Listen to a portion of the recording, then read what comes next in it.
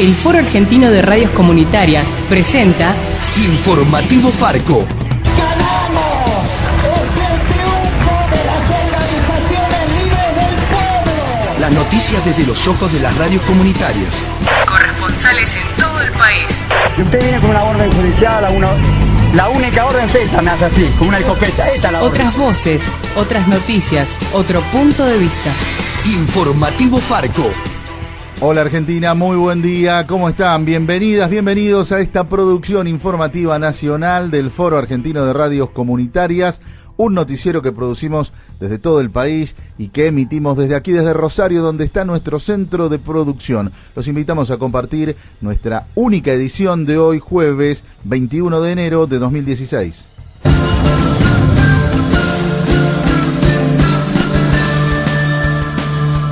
El gobierno de Mauricio Macri permitirá que el Fondo Monetario Internacional vuelva a revisar las cuentas de la economía argentina.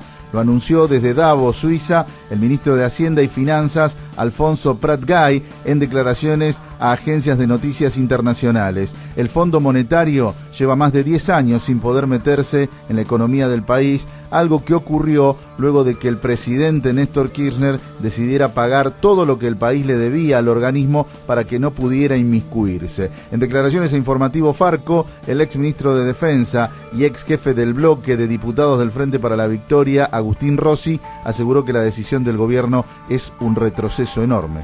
Esta apertura que están haciendo al Fondo Monetario de permitirle que revise nuestras cuentas es la condición previa que tiene el fondo para lograr para prestarle a sus asociados y seguramente junto con los préstamos vendrán los condicionamientos de la política económica, lo cual es un retroceso enorme en la Argentina, ¿no? La verdad que durante 10 años hay una generación de argentinos que no saben lo que es el fondo.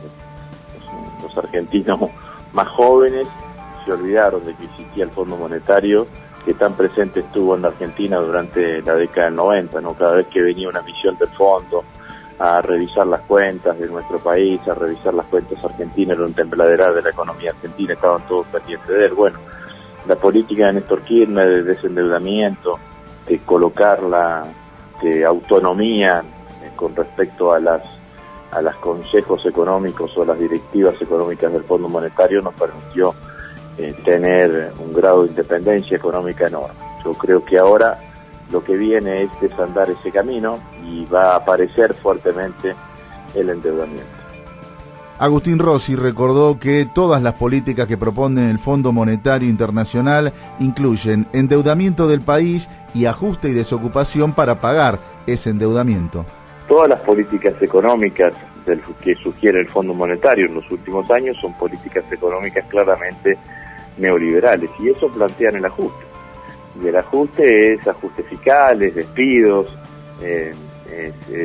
eliminación de inversiones, porque a partir de la toma de deuda lo que primariamente tiene que garantizar la economía es el pago de esa deuda.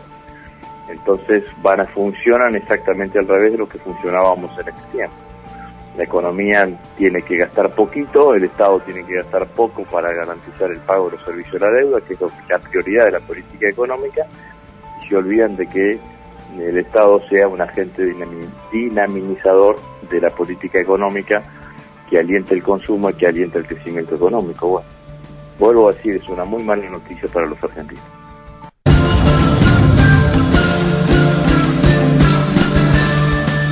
Milagro Sala entra hoy en su 6º día detenida en democracia por encabezar un reclamo social. La dirigente de la organización Tupac Amaru de Jujuy fue trasladado al penal de mujeres de San Salvador, una medida que no fue solicitada por sus abogados defensores, que simplemente pidieron su excarcelación. Recordemos que Amnistía Internacional pidió esta semana su liberación inmediata y dijo que se trata de un caso de criminalización de la protesta y la libertad de expresión. Ayer Milagro Sala fue visitada en la comisaría en la que estaba detenida por legisladores nacionales que vienen reclamando que sea liberada. Entre ellos estuvo el diputado nacional del Frente para la Victoria, Edgardo de Petri. Bueno, la vi con una fortaleza enorme, sabiendo que es una injusticia su detención, consciente ella y todos nosotros de que esta es una persecución política, que hay una clara responsabilidad del gobernador Morales, del juez, de la fiscal, de tratar de silenciar a la organización Tupac Amaru, de descabezar a la organización que es ejemplo en todo el territorio nacional, y que la delegación de diputados nacionales que estuvimos con el ministro de Gobierno, con el gobernador, con la fiscal, y hoy vinimos a ver a Milagro, lo que estamos haciendo en todo el país es exigir su liberación porque no hay delito, no hay ninguna condición jurídica que diga en el código que un acampe es un delito.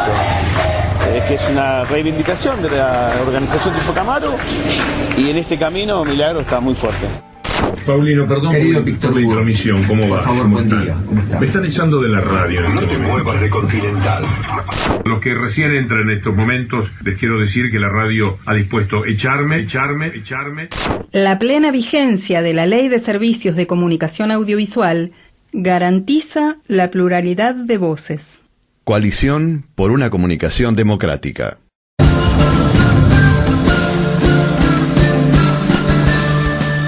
La CGT y la CTA pedirán aumentos del 30 al 35% como mínimo en las paritarias. El reclamo está por encima del 25% que intentó poner como referencia el ministro de Hacienda y Finanzas, Alfonso Prat-Gay. En declaraciones a Informativo Farco, el secretario general del Sindicato de Dragado y Balizamiento, Juan Carlos Schmidt, integrante también del Consejo Directivo de la CGT que conduce Hugo Moyano, aseguró que ven con preocupación los últimos aumentos de precios y la declaración de emergencia estadística que dispuso el gobierno, y adelantó que lo mínimo que pedirán en las paritarias será el 30% de aumento salarial.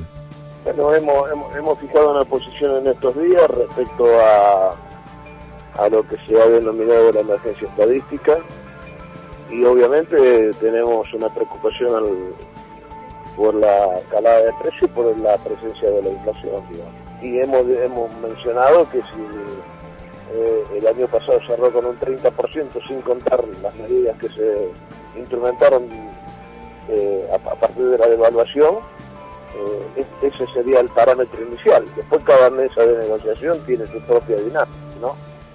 Algunos les cerrará un determinado porcentaje y a otros no tanto. Declaraciones a Informativo Farco de Juan Carlos Schmidt, integrante del Consejo Directivo de la CGT que lidera Hugo Moyano. Mientras tanto, desde la CTA de los Trabajadores, que lidera Hugo Yasky, el reclamo será mayor al 35% como mínimo en las paritarias. Así lo expresó a Informativo Farco el secretario adjunto de esa central, Pedro Guasiesco. Estamos calculando que la pérdida del poder adquisitivo está en el orden del 36-37%. O sea, nos faltan ajustar los números, pero el cálculo que se está haciendo es eso, así que no hay ninguna discusión salarial que pueda ir con un planteo menor a ese tema. O sea, nosotros vamos a ser muy responsables y cuidadosos de no pedir números por simplemente como para que salga en un titular de un diario o que sea de alguna manera una proclama declarativa pidiendo porcentajes que son muy interesantes, pero que con la práctica es difícil llevarlo adelante, pero sí, obviamente vamos a dejar totalmente claro que no vamos a aceptar que haya pérdida de poder adquisitivo de los trabajadores en la negociación. Y tanto desde la CTA que conduce Hugo Yasky como desde la CGT que lidera Hugo Moyano se mostraron en desacuerdo con la idea del ministro de Trabajo Jorge Triaca, quien en una entrevista dijo que los salarios de nuestro país son los más altos de América Latina y que eso no permite que la economía sea más competitiva. Así expresaron su desacuerdo Pedro Guasiesco de la CTA de los Trabajadores y Juan Carlos Schmidt de la CGT Azopardo. El ministro Triaca no se quedó en el 45, está en la segunda revolución industrial. O sea, hoy la competitividad no se da por el ajuste de salario, o sea, la competitividad se da por inversión en los sectores productivos y en los sectores de infraestructura.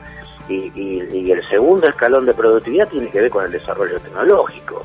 O sea, en el medio estamos viviendo en un mundo globalizado donde todos los días aparecen tecnologías nuevas, cosas nuevas, y el ministro se cree que el país va a ser más competitivo porque los salarios estén controlados.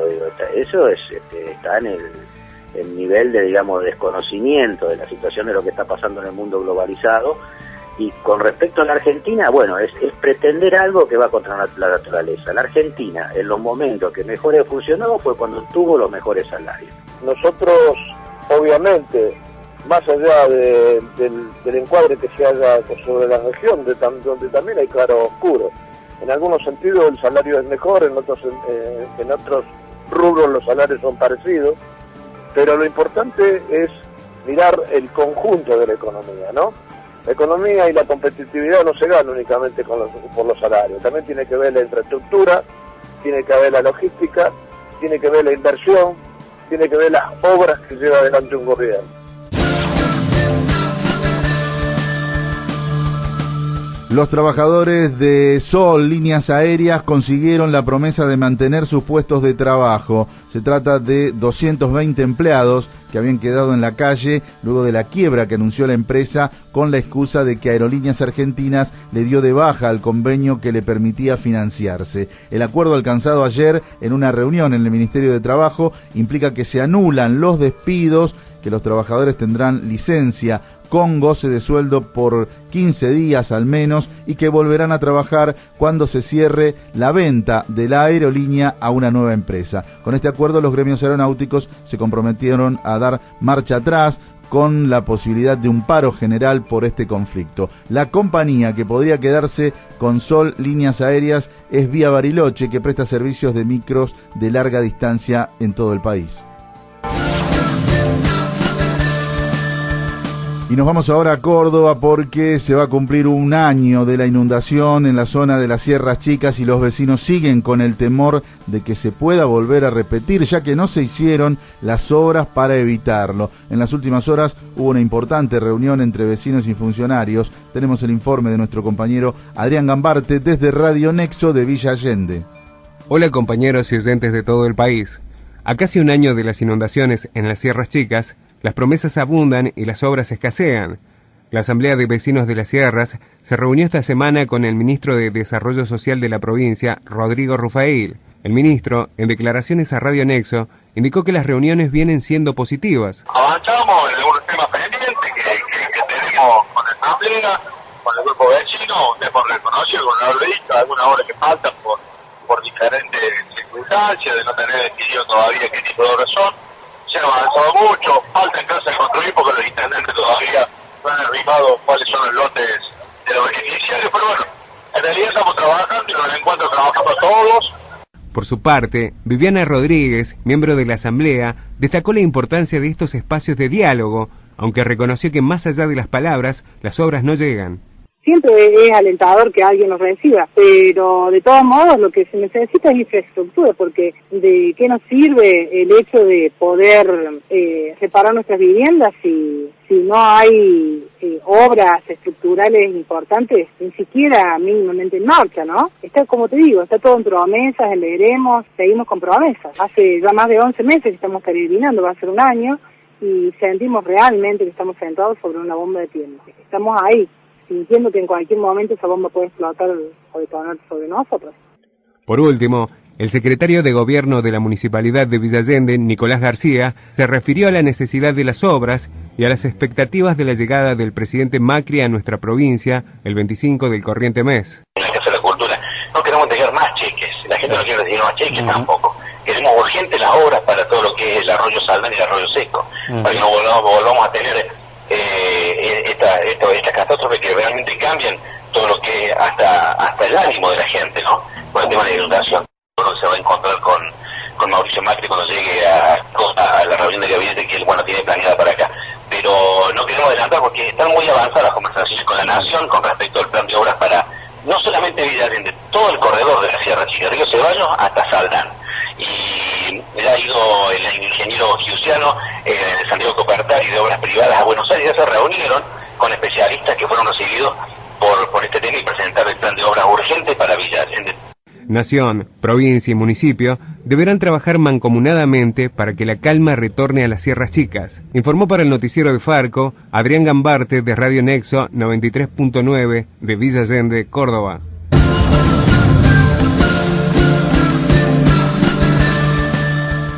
Sigue el reclamo de los trabajadores de prensa del Grupo 23 y la situación afecta a comunicadores no solo de Buenos Aires, sino de otras ciudades como por ejemplo Rosario. Nos informa nuestra compañera Flavia Campeis desde FM por Yahoo. Hola amigos y amigas de Farco de todo el país. Preocupa la situación de miles de trabajadores en toda la Argentina y los trabajadores de prensa no son la excepción. Al repudiado despido de Víctor Hugo Morales, al fin de 678 y de otros programas radiales y de televisión considerados de oposición al actual gobierno nacional de Mauricio Macri, se suma la incertidumbre que viven los trabajadores de los medios del Grupo 23, propiedad de Sergio Spolsky y Matías Garfunkel. Y Rosario no es la excepción. En esta ciudad, 8 trabajadores del diario El Argentino no saben cuál será su futuro laboral. En diálogo con FM por Yahoo, Juan Pablo Sarkisian, del Sindicato de Prensa de Rosario, dijo que los trabajadores del diario El Argentino de Rosario están en la misma situación que los trabajadores de las otras localidades. Están en la misma situación que Córdoba y Mar del Plata, digamos, el zonal de capital está, por decirlo de algún modo, un poquito mejor. La diferencia es que ha cobrado en noviembre y diciembre, esa deuda noviembre, diciembre, y el aguinaldo del segundo semestre, en capital han cobrado en noviembre, o sea que la diferencia en este contexto es importante, pero están todos bajo las mismas circunstancias, ¿no? En lo que hace a lo de Rosario, acá trabajan 8 compañeros y estamos en esta situación. Y estamos en conversaciones con la empresa. Sin embargo, en Rosario, los periodistas y diseñadores continúan asistiendo a sus lugares de trabajo y realizando sus tareas, aunque el diario no se publique. Otro ejemplo de la preocupante situación la viven los trabajadores de Radio América de Buenos Aires. En diálogo con FM por Yahoo, la delegada del Sindicato Argentino de Locutores del Informativo de Radio América, Vilma Noce, relató su situación.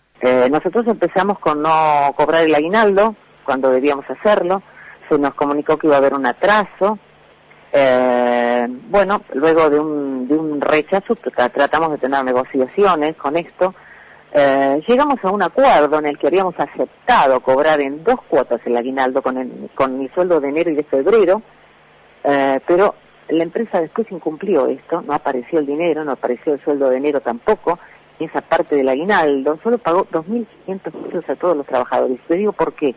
Porque en un momento, con este afán de desunir que tienen todas las empresas, trataron de pagarle únicamente a los operadores. Y los operadores dijeron que no, que si había solamente ese dinero se repartiera entre todos. Bueno, y después llegamos a este acuerdo de pagar, de cobrar la mitad de lo que queda, la mitad de la mitad del aguinaldo, con el sueldo de enero y después con el de febrero. Bueno, y no apareció absolutamente nada y empezamos con un paro por tiempo indeterminado.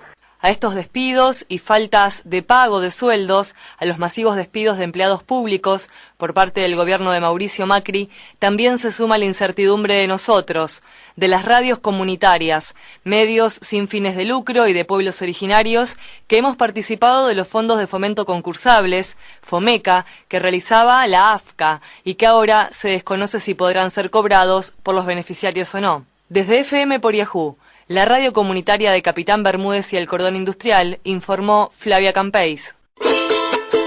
Las radios comunitarias argentinas ya tienen su propia agencia de noticias en Internet. agencia.farco.org.ar.